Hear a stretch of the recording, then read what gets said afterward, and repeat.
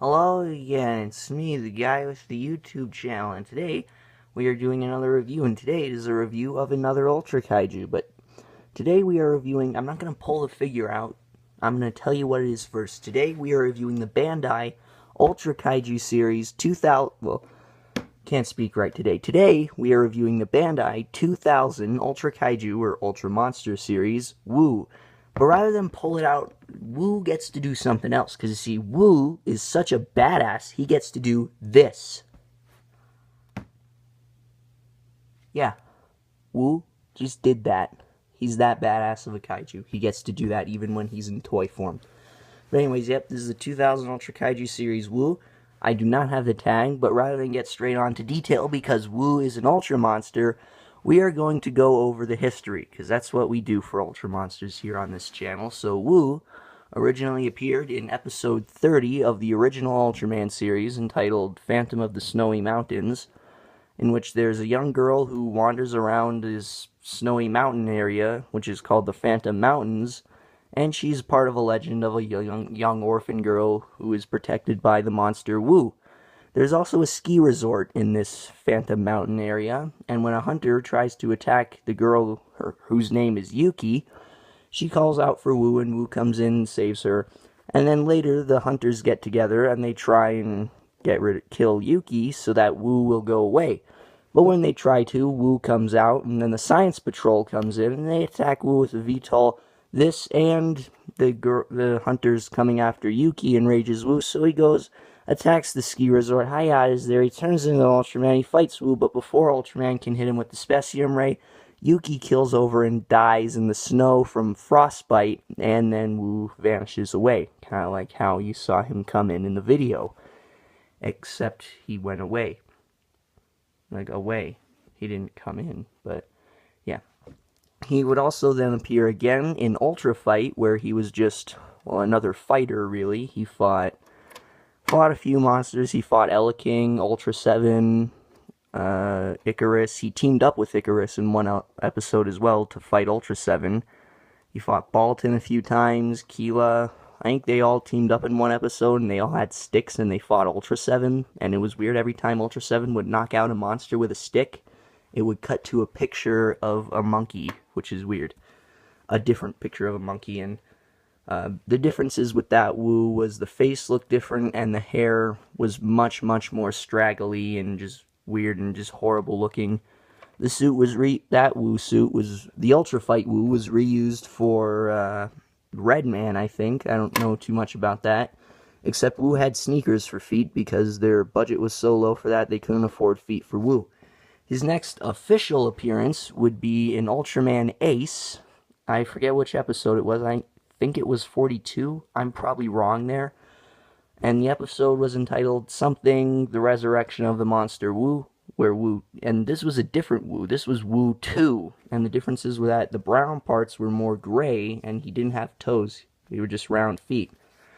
And this Woo was a completely different Woo, completely different story, because Woo 2 was the reincarnation of a young boy's dead dad who comes in to fight the Choju Ice Ron, and then gets knocked out, hurled down a cliff after about a minute. And Ultraman Ace comes in and fights Ice Ron, kills Ice Ron, Ace flies away, then Woo gets up after and vanishes into the mountains. So it's like, okay, Subaraya, why did you put Woo in the title of the episode if he's just gonna get knocked out after a minute? Also, Woo 2 had a much more fancy entrance, like snowflake, like animated snowflakes come in, and then he fades in. And his next appearances after that would be cameos. The first cameo appearance would be in Ultraman 80, where a bunch of kids get a genie lamp from a bunch of kids. It's hard to explain. It's the episode with Red King, and they think, oh, what should we do? We should wish for monster toys that move like the real ones. And then one kid's like, I want Ella King. And then one kid's like, fuck Ella King. Woo is where the shit's at. And then it cuts to a little stock footage clip of Woo. And then it cuts back and it's like, fuck Woo, let's get Red King. Could have put Woo in the episode anyways. And then later, I think he appeared as another cameo in Ultraman Mebius, where it was a Bandai Woo in the background somewhere. I don't know if that's true or not. And his latest appearance was again a cameo in toy form, where it was the tiny little 4-inch Wu that you get in the Ultra Fight DVD box set, which appeared in an episode of Ultraman Ginga, where it was like supposed to be a Wu Spark doll. Anyways, now that history's out of the way, let's get on to the detail now. If we can focus. Wu is was released in the 2000 Ultra Kaiju series, so the detail on this figure is really, really good. So as you can see, I mean, the detail is really nice. Like, the feet look pretty good. They're detailed on the underside as well, and they work around the copyright. They don't just put a big non-detailed blotch around that, so that's really good. That's like Bandai GMK Baragon level there, and there's hair on the bottom side. As you can see, the hair's a sort of off-white color with regular white sprayed on and brown sprays in some places, but you can see the nice detail. This is the original Wu, not Wu 2, because he's got toes.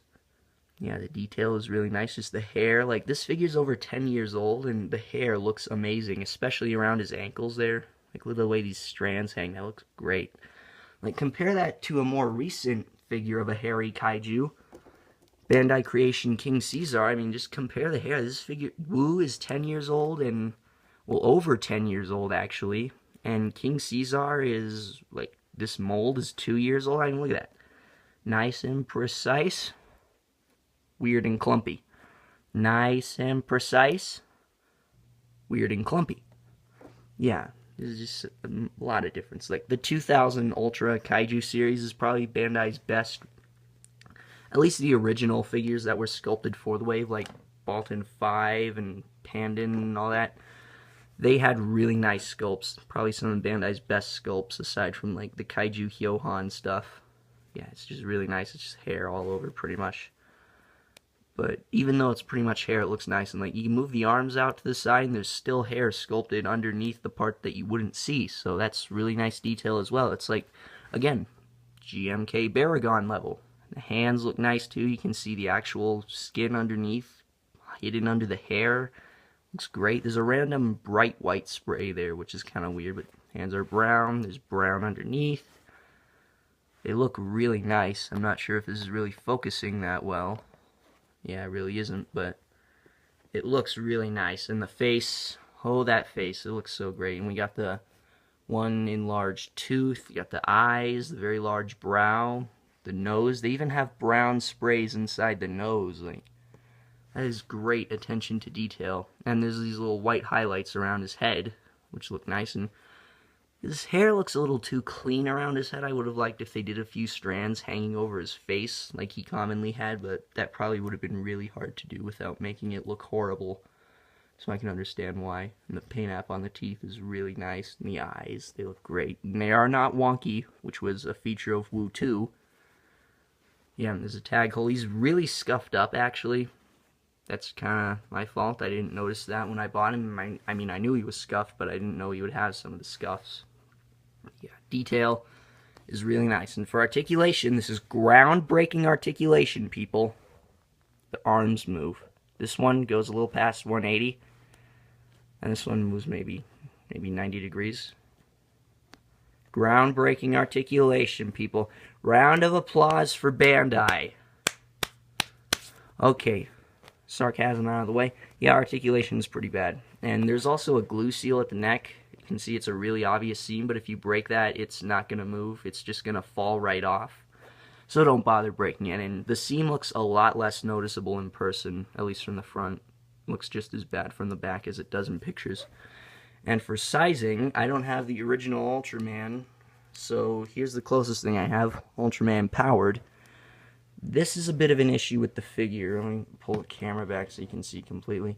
Wu is a little bit undersized. I think Wu was originally the same size as Ultraman, maybe a little bit bigger. And here, he's bigger than Wu, so this is inaccurate. But it makes sense, you know, they have all the hair, which makes him bulkier, which means they need to use more vinyl to make him bulky. And because of that, it makes him just a tad bit smaller than he should be, because they are vinyl limitations for what they can do on figures. So yeah, but it still works, and if you have an Ultra Act, obviously you can get into a fight pose, it'll look a little better. Now, I don't have Ultra 7, who he fought in Ultra Fight, or any of the other kaiju or characters that appear in Ultra Fight, except one, which is Baltan. This obviously isn't Ultra Fight Baltan. This is Baltan 5, because it's the closest thing I have to Ultra Fight Baltan. And I would say this is an okay sizing. Baltan 5 is a tiny bit undersized, and Wu's a little more undersized than he is, but this would work, and I think the Ultra Fight Baltan figure is the same size as Baltan 5, so I guess that kind of shows how big it would be. And obviously I don't have Ultra 7 yet. Like I said, I will have Ultra 7 sometime by the end of this month. And let's just put him with a Showa Godzilla, because Showa, sure, why not? I don't know why I pulled that out. Here's another hairy kaiju, just because he was here, so I could compare the hair King Caesar. I don't know why I'm pulling random figures out. I thought I stopped that years ago. Not years ago, I haven't even been doing reviews for a year, damn it. Now here's just the standard figures. Here is SH Monster Arts Godzilla 1995 Rebirth version. This is probably very inaccurate, but this is just to show what Wu looks like next to a standard SH Monster Arts figure, a somewhat common Monster Arts figure. Next, here's NECA 6-inch Godzilla 2014. This is probably very inaccurate, but this is just to show what Wu looks like next to a very, very common figure.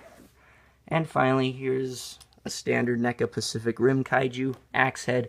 Axehead is a lot taller. He usually is. Now on to the final part of the review, history of the figure and pricing.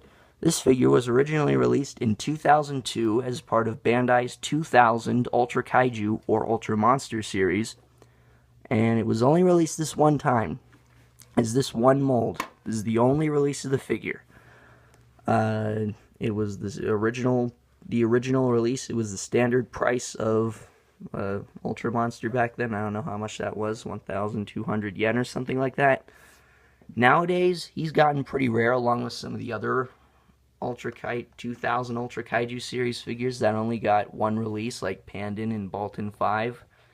So he's pretty rare. Usually sells from around $30 to sometimes I've even seen them go up to $50, and they usually do not have the tag, so don't expect to find the tag. And I've been searching for this figure for a few years now. I originally was like I've been to 2 G-Fests, and I was looking for him there, never found him, asked people there, they said didn't see any Wu figures. And eventually I just caved in and paid probably too much for this figure. I paid about, I want to say about $45? Yeah, $45 shipped. Not a very good price when you consider the condition the figure's in, but, well, that's what you get. And I'm pretty sure at the time of this recording there is one other Wu on eBay. So if you're looking for Wu, go on there and get it now, because you might not see this guy pop up that many more times after that. So yeah, and for a rating, I'm going to be a little biased with the rating here, because Wu is my absolute favorite Ultra monster. Of all the monsters Tsuburaya has ever done, like Ultraman-wise, Ultra Series-wise, Wu is my favorite. I don't know why. I don't even have a good reason to like Wu as my favorite Ultra monster. I just like Wu a lot.